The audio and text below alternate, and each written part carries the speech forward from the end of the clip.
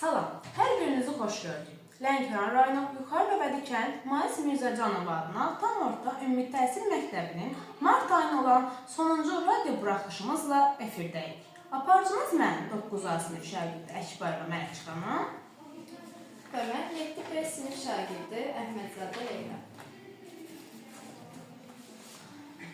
Bugün Azərbaycan xalqının böyük şəxsiyyətlərindən biri olan Nəriman Nərimanovun xatirə günüdür. Nəriman Nərimanov Azərbaycan xalqının böyük şəxsiyyətlərindən biridir. O, görkəmli dövlət xadimi, yazıcı, həkimidir. Nəriman Nərimanov 1870-ci ildə Tiflis şəhərində anadan olmuşdur. Müəllimlər seminariyasını bitirən və Hacı Zeynalabdin Tağıyevin köməyi ilə tibb təhsili alan gənc Nəriman, qəlbindəki xeyirxah və maarifpərvərlik duyğuları onu dinclik vermirdi. O, xalqının üzləşdiyi çətinliklərdən çıxış yol axtarırdı.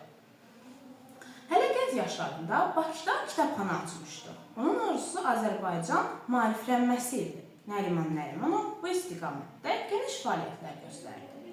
1920-ci ildə Azərbaycanda Sovet hökuməti quruldu. Hökumətin qurulması yaxından iştirak edən Nəriman Nərimanov həm də onun rəhbərlərindən biri idi. 1920-ci ildə Türkiyənin ən sıxıntılı zamanlarını yaşayırdı. Ordusu dağılmış, silahları alınmışdı, sanki əl-qolları bağlanmışdı. Mustafa Kemal Atatürk'ün vəziyyətdən çıxış yolu axtarırdı. O çıxış yolunu qardaş Azərbaycana müraciət etməklə gördü. Atatürk'ün xahişi ilə Azərbaycan dövləti Türkiyəyə kömək etdi. Bununla da Azərbaycan hökuməti ilə Türkiyə hökuməti arasında ilk rəsmi münasibət quruldu. Nəriman Nərimanov cavab məktubunda yazırdı. Başqa çıxış yolu yoxdur. Məqsədinizə çatmağınız üçün bütün gücümüzlə yanınızda olacaq. Elə bu dövrdə Nəriman Nərimanov Atatürk'ün arasında mənəvi yaxınlıq, dostluq və qardaşlıq əlaqəsi yarandı.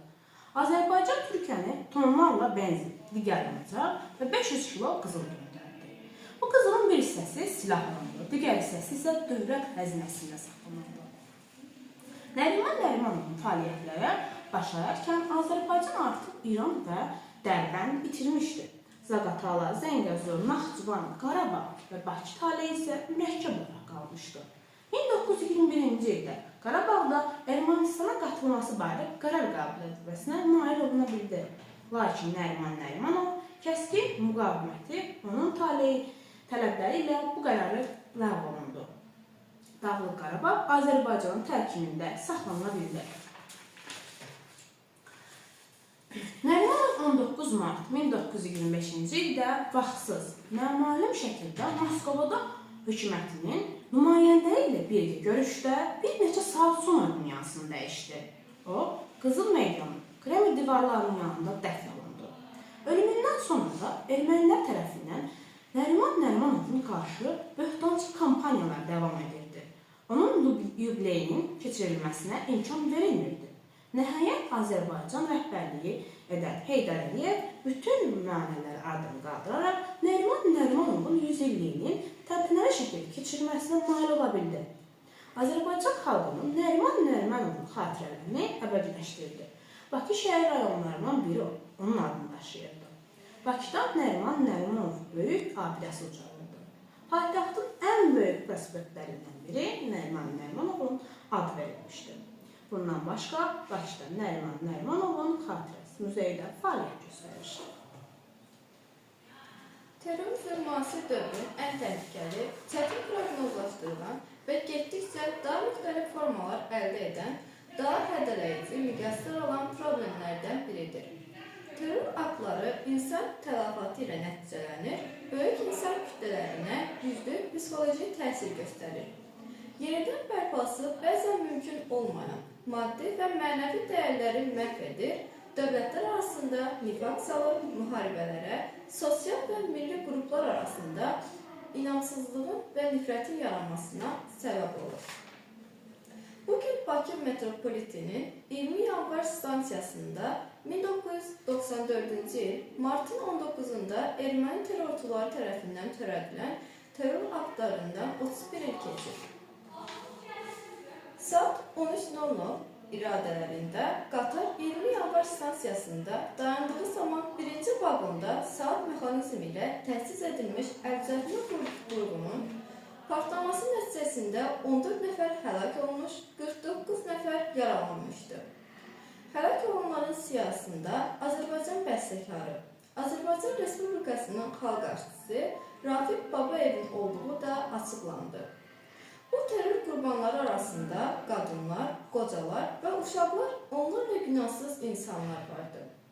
Güclü partlayışın təsirində metro stansiyasında tavanın bəzi hissələri dağılaraq aşağı çökmüşdü. Terror aktının icrası partlayış zamanı ölsə də, Azərbaycan hüquq mühafizə orqanları bu hadisələri terror aktı olduğunu və erməni xüsusi xidmət orqanlarının hazırlandığı dərhal müəyyənləşdirilmişdir. Araşdırmalar nəticəsində məlum olmuşdur ki, terror aktı Sadva Separatçı Təşkilatı tərəfindən törədilir. Onlar bu terror aktını Ermənistan xüsusi xidmət orqanları ilə əlbir olaraq həyata keçirmişlər. Tezliklə Azərbaycan Respublikasının hüquq mühafizə orqanları tərəfindən terror aktının icrasında və təşkilinə görə, iştirakına görə 11 nəfər həbs olunur.